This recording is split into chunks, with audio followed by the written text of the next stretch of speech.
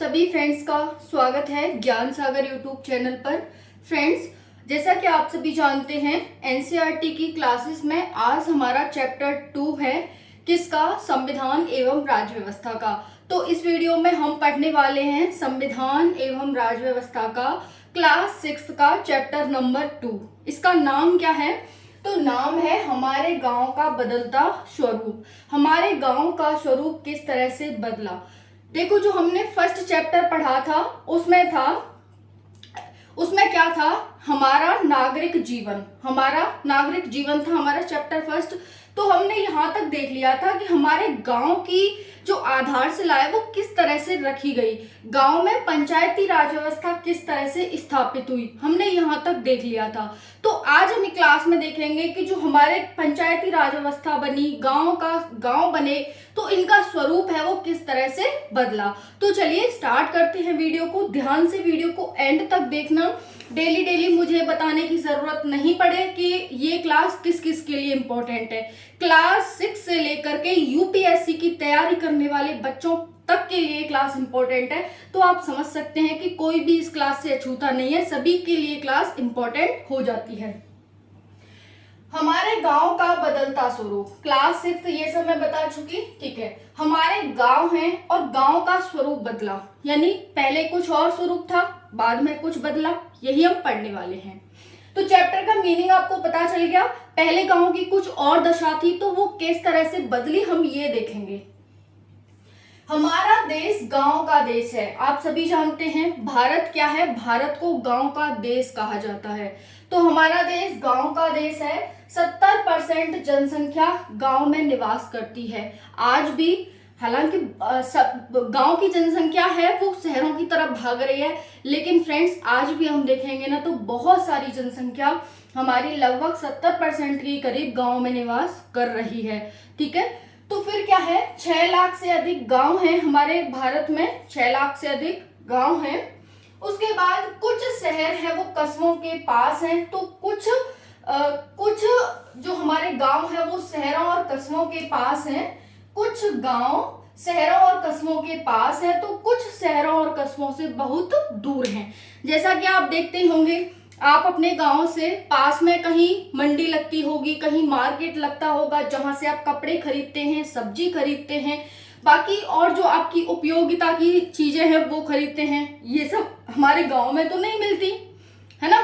तो वो क्या है, हर गांव के पास, मतलब हर नहीं, कुछ गांव के पास कस्बे होते हैं, तो कुछ गांव होते हैं वो कस्बों से बहुत दूर पाए जाते हैं। तो इसी तरह से आपने देखा होगा कुछ गांवों में मेला लगता है, तो मेले से क्या करते हैं, गांव के लोग सामान खरीद कर रख लेते हैं। यहां तक समझ आया आपको। तो कुछ गांव शहरों और कस्बों के पास है, तो कुछ शहरों और कस्बों से दूर बसे हैं। गांव बिना योजना के बसे हैं। क्या गांव योजना के बसे हैं? नहीं, बिना योजना के ऐसे ही रैंडमली बस गए। ओके, चलिए, ग्रामवासियों का मुख्य व्यवसाय क्या है। ग्रामवासियों का मुख्य व्यवसाय तो कृषि है। अब तो पशुपालन भी होने लगा है। जब से हमने श्वेत क्रांति अपनाई है, श्वेत क्रांति भारत में आई थी, तो पशुपालन को भी बढ़ावा मिलने लगा है। तो गांव के जो ग्रामवासी हैं उनका मुख्य व्यवसाय कृषि है, इसीलिए गांव के लोग किसान होते हैं, कुम्हार होते हैं, बढ़ई, लोहार, धुनिया आदि कार्यों में लगे होते हैं। ये सब आप कहाँ देखते हैं, गांव में तो देखते हैं। लेकिन जब जनसंख्या शहर की तरफ भागी, तो फिर ये लोग भी गांव से शहर को आ गए कि जो शहर में लोग रह रहे हैं उनकी इस तरह की आवश्यकता को कौन पूरी करेगा। तो आज आप शहरों में भी किसानों को देखते होंगे जो कृषि करते हैं, खेत में काम करते हैं। लोहार भी देखते हैं आजकल आप शहरों में, ये दुनिया भी देखते हैं, और कुम्हार भी देखते हैं, बढ़ई भी देखते हैं। क्यों आए? क्योंकि जनसंख्या जब शहरों की तरफ भागी, तो ये सब भी, इन्हें तो क्या चाहिए, काम चाहिए, क्योंकि इनकी आजीविका का मुख्य साधन क्या है, यही है बढ़ई, लकड़ी से फर्नीचर तैयार करना, ये सब। चलिए, तो यहाँ तक आपको समझ आ गया। उसके बाद है मकान कच्चे होते हैं गांव में। आज भी बहुत सारे मकान है वो मिट्टी के बने हुए हैं। बहुत जगह तो आज भी चेंजेस हो गया है, बिल्कुल शहरों में परिवर्तित हो गए हैं गांव, लेकिन बहुत सी जगह अभी ऐसे हैं कि वो कच्ची मिट्टी से बने हुए हैं अभी तक। क्लियर?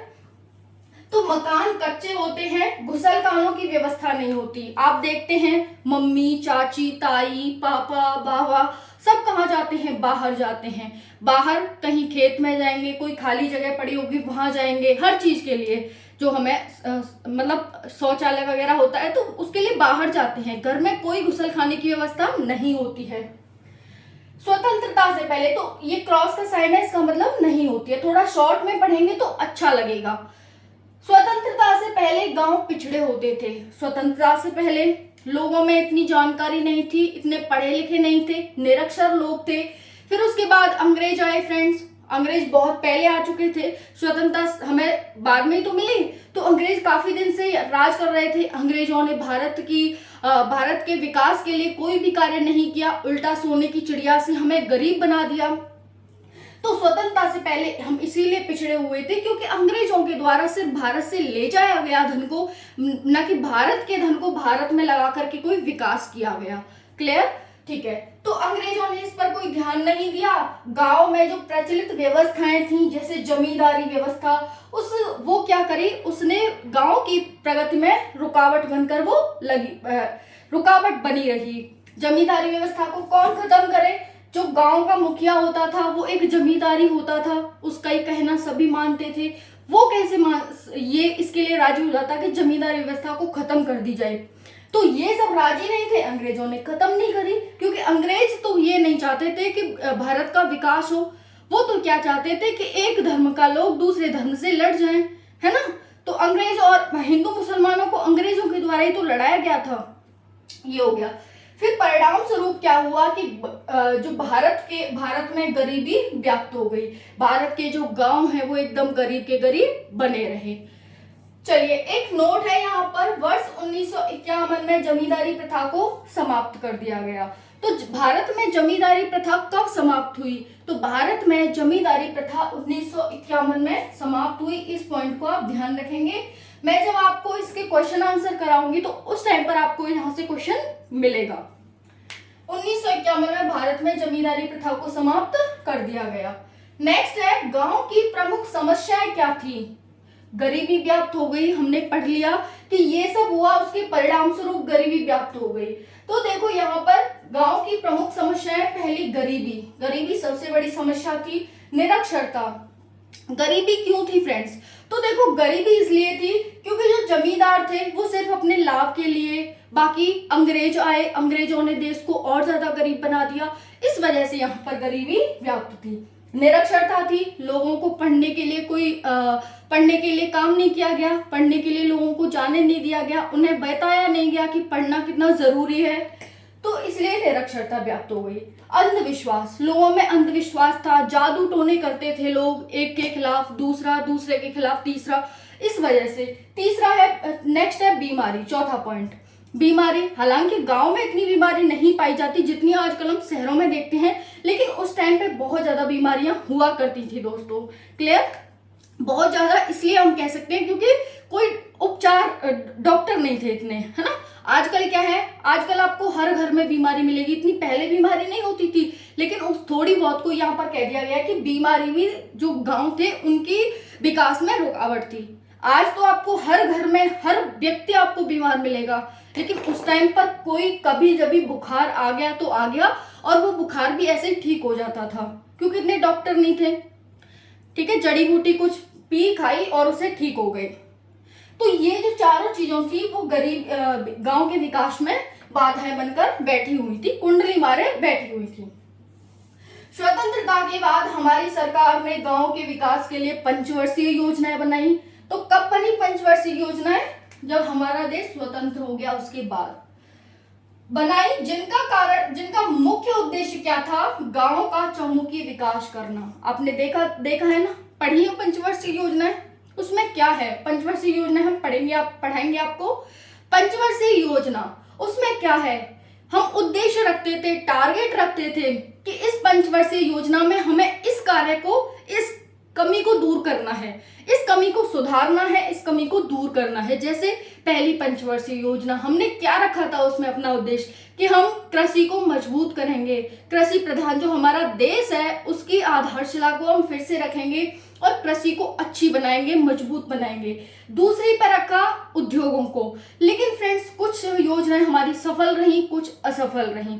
तो पंचवर्षीय योजनाएं क्यों बनाई गई? ताकि भारत का विकास हो सके। ऊर्जा के लिए हमने योजनाएं बनाई, उद्योगों के लिए, कृषि के लिए, महिलाओं के विकास के लिए, जो हमारा निचला वर्ग है उसके विकास के लिए, बच्चों के विकास के लिए। तो बहुत सारी हमने पंचवर्षीय योजनाएं बनाई। लगभग अब तक हमने 12 पंचवर्षीय योजना बना चुके हैं और पंचवर्षीय योजनाओं को समाप्त कर दिया गया है। ठीक है, तो जिनका मुख्य उद्देश्य गांव का चौमुखी विकास करना था। पहली पंचवर्षीय योजना कब शुरू की गई तथा कब तक चली? आपके लिए क्वेश्चन है, इसका आंसर हम आपको कल कमेंट सेशन में देंगे और जिसको पता है वो आज ही कमेंट सेशन में देगा, क्योंकि इस क्लास को सिर्फ 6th क्लास और 7th क्लास या फिर 12th क्लास के बच्चे नहीं देख रहे, वो भी इस क्लास को देखेंगे जो यूपीएससी एंड स्टेट पीसीएस या फिर अदर कॉम्पिटिटिव एग्जाम की तैयारी कर रहे हैं। तो जिसको आता है पहली पंचवर्षीय योजना कब से कब तक चली, टाइम पीरियड आप लिखेंगे। बाकी इस क्लास में हमने क्या देखा कि गांव का स्वरूप किस तरह से बदला। तो हमने देखा कि हमारा देश है वो एक गांव का देश है, कृषि प्रधान देश है। 70% जनसंख्या गांव में निवास करती है। 6 लाख से अधिक गांव हैं। कुछ शहरों के पास हैं तो कुछ शहरों से दूर बने हुए हैं, लेकिन जो हमारे गांव हैं वो बिना योजना के बसे हुए हैं। ग्रामवासियों का मुख्य व्यवसाय कृषि है, इसीलिए लोग कुम्हार, बढ़ई, लोहार, दुनिया पाए जाते हैं, ये इन कार्यों में लगे हुए हैं। मकान कच्चे होते हैं, गुसलखाने की व्यवस्था नहीं होती। स्वतंत्रता से पहले गांव पिछड़े हुए थे क्योंकि अंग्रेजों ने कोई ध्यान नहीं दिया। गांव में प्रचलित जमींदारी प्रथा थी, वो प्रगति में रुकावट बनी रही। परिणाम स्वरूप भारत के गांव में गरीबी व्याप्त हो गई और भारत भी एक गरीब देश बन गया। 1951 में जमींदारी प्रथा को समाप्त कर दिया जाता है। फिर गांव की प्रमुख समस्याएं क्या क्या थी?